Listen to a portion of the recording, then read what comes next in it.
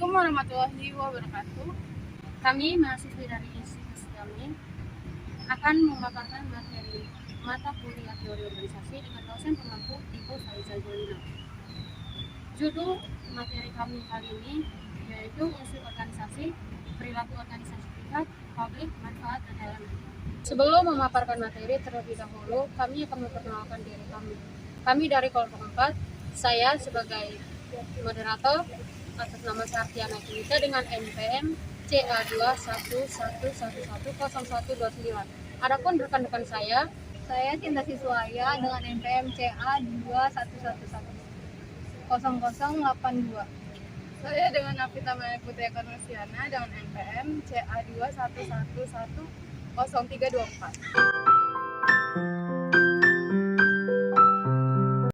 Saya akan menjelaskan mengenai unsur-unsur organisasi. Di dalam sebuah organisasi itu harus memiliki unsur-unsur penting di dalam organisasi tersebut agar sebuah organisasi dapat berjalan dengan baik. Nah, berikut ini adalah unsur-unsur yang terkandung di dalam organisasi. Yaitu yang pertama, itu ada personil. Unsur personil ini merupakan unsur yang paling penting di dalam sebuah organisasi, di mana setiap masing-masing personil itu pasti memiliki tingkatan dan memiliki fungsinya sendiri. Yang kedua, itu unsur kerjasama. Nah, unsur kerjasama juga merupakan unsur yang paling penting di dalam sebuah organisasi. Sebuah organisasi hanya bisa mencapai tujuan bersama jika para anggotanya atau personilnya itu mengerjakan tugas dan tanggung jawab secara bersama-sama. Yang ketiga itu tujuan bersama. Unsur tujuan bersama merupakan unsur atau sasaran yang ingin dicapai oleh sebuah organisasi. Tujuan bersama ini bisa saja dari sisi prosedur, program, pola, sampai hasil akhir dari pekerjaan sebuah organisasi tersebut. Yang keempat itu ada peralatan. Unsur peralatan juga merupakan unsur yang penting di dalam sebuah organisasi, karena untuk mencapai tujuan bersama dibutuhkan sarana dan juga prasarana yang berupa kelengkapan sebuah organisasi, misalnya seperti kantor atau gedung, terus uang, material, sumber daya manusia, dan lain sebagainya. Yang kelima itu lingkungan. Nah, unsur lingkungan itu merupakan unsur yang sangat berpengaruh di dalam sebuah organisasi. Misalnya seperti sosial budaya, terus anggaran, kebijakan, peraturan, kondisi ekonomi, dan lain sebagainya. Nah, yang terakhir adalah sumber daya alam. Selain unsur lingkungan, unsur sumber daya alam juga merupakan unsur yang penting dan harus dipenuhi agar organisasi dapat berjalan dengan baik. Misalnya seperti air, cuaca, kondisi tanah, terus flora, fauna, dan lain sebagainya. Selanjutnya, perbedaan organisasi privat dan organisasi publik. Organisasi publik merupakan tipe organisasi yang bertujuan menghasilkan pelayanan kepada masyarakat tanpa membedakan status dan kedudukannya.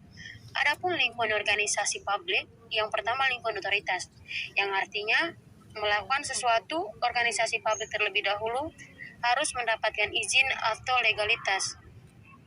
Yang kedua, sumber pendanaan dan wewenang diperoleh melalui lingkungan otoritas tersebut. Yang ketiga, proses penciptaan nilai dalam organisasi publik bukan didasarkan pada hukum penawaran dan permintaan pasar, melainkan melalui proses birokratis, yaitu izin dari lingkungan otoritas. Sedangkan organisasi privat atau bisnis merupakan organisasi yang ditujukan untuk menyediakan barang dan jasa kepada konsumen yang membedakan dari kemampuannya membayar barang dan jasa tersebut sesuai dengan hukum pasar. Lingkungan dalam organisasi privat, yang pertama lingkungan otoritas, misal Dewan Komisaris atau rapat umum pemegang saham yang menentukan pendanaan dan batas-batas wewenang perusahaan. Adapun proses dari organisasi privat dan organisasi publik. Seperti yang pertama tujuan. Organisasi publik tujuan itu laba, organisasi privat non laba. Yang kedua, produk yang dihasilkan organisasi publik yaitu public goods, sedangkan organisasi privat private goods. Yang ketiga, cara pengembalian keputusan organisasi publik secara demokratis, sedangkan organisasi privat strategis bisnis. Yang keempat, ukuran kinerja. Organisasi publik sosial welfare, sedangkan privat yaitu efisiensi. 5. Misi organisasi. Organisasi publik yaitu melakukan kebaikan, sedangkan organisasi privat untung rugi. Selanjutnya saya akan menjelaskan tentang perilaku organisasi. Apa sih yang dimaksud dengan perilaku organisasi itu? Perilaku organisasi adalah sebuah bidang studi yang mempelajari tentang bagaimana seseorang atau individu bertindak dan berperilaku di dalam sebuah organisasi. Nah, studi ini mempelajari tentang bagaimana mereka berinteraksi satu sama lain dan bagaimana mereka bekerja dalam struktur organisasi untuk menyelesaikan pekerjaan mereka, serta interaksinya dengan lingkungan eksternal di dalam sebuah organisasi. Salah satu tujuan dari studi perilaku organisasi ini adalah untuk merevitalisasi teori organisasi dan mengembangkan konseptualisasi kehidupan organisasi yang lebih baik lagi. Sebagai bidang multidisiplin, perilaku organisasi itu telah dipengaruhi oleh perkembangan di sejumlah ilmu, termasuk sosiologi, psikologi, ekonomi, dan teknik, serta oleh pengalaman para praktis itu sendiri. Selanjutnya, manfaat perilaku organisasi. Adapun manfaat perilaku organisasi diantaranya yang pertama, perilaku organisasi bertindak sebagai peta jalan untuk kehidupan anggota dalam organisasi. Yang kedua, melakukan penelitian sistematis yang berguna dalam memahami dan memprediksi kehidupan organisasi. Yang ketiga, perilaku organisasi ini membantu setiap individu untuk memahami perilaku mereka sendiri dan orang lain yang berbeda dalam organisasi sehingga dapat meningkatkan hubungan interpersonal di antara individu-individu yang berada di dalam organisasinya. Yang keempat, membantu manajer memahami dan memengaruhi lingkungan dan kejadian atau masalah yang ada pada organisasinya.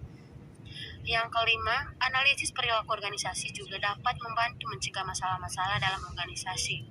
Yang keenam, memberikan motivasi dasar kepada para manajer untuk mengarahkan dan mengawasi karyawannya secara efektif. Yang ketujuh, perilaku organisasi berguna dalam menjaga hubungan industrial. Dan yang terakhir, prinsip-prinsip manajemen apabila dapat diterapkan secara efektif dalam organisasi akan membantu dalam memotivasi karyawan dan mempertahankan mereka dalam organisasi. Selanjutnya ada elemen-elemen perilaku organisasi. Terdapat 4 elemen penting yang mempengaruhi perilaku organisasi. 3 diantaranya berasal dari internal organisasi, yaitu individu, manusia, struktur, dan juga teknologi. Sedangkan yang satu lainnya adalah sistem sosial yang berasal dari luar organisasi. Pertama ada manusia, di mana manusia merupakan sistem sosial internal organisasi. Manusia terdiri dari individu maupun kelompok, yang dimana kelompok yang dimaksud di sini merupakan kelompok besar maupun kecil, formal atau informal, resmi ataupun tidak resmi. Dengan demikian, organisasi ada untuk melayani orang dan bukan orang yang ada untuk melayani organisasi. Yang kedua ada struktur, di mana struktur merupakan hubungan antar orang, di mana orang yang berbeda dalam suatu organisasi diberikan peran-peran yang berbeda dan mereka memiliki hubungan tertentu dengan orang lain. Dengan demikian, struktur berkaitan dengan kekuasaan dan juga tugas. Yang ketiga ada teknologi, di mana teknologi ini menanamkan kondisi fisik dan juga ekonomi di mana setiap orang bekerja. Oleh karena itu, teknologi dapat membawa efektivitas sekaligus membatasi orang dengan berbagai cara. Selanjutnya ada sistem sosial, di mana sistem sosial ini menyediakan lingkungan eksternal tempat organisasi beroperasi.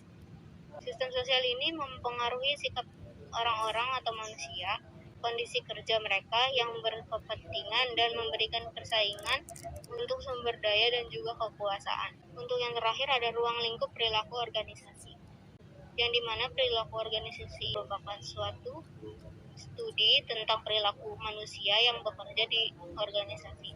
Dengan demikian, ruang perilaku organisasi ini merupakan suatu bidang tentang perilaku manusia yang bekerja di setiap organisasi. Ruang lingkup perilaku organisasi pada dasarnya adalah integrasi dari 3 konsep, atau studi perilaku yang masing-masingnya merupakan perilaku individu, perilaku antar individu, dan juga perilaku kelompok. Demikian pemaparan materi dari kelompok kami. Kurang lebihnya mohon maaf. Wassalamualaikum warahmatullahi wabarakatuh.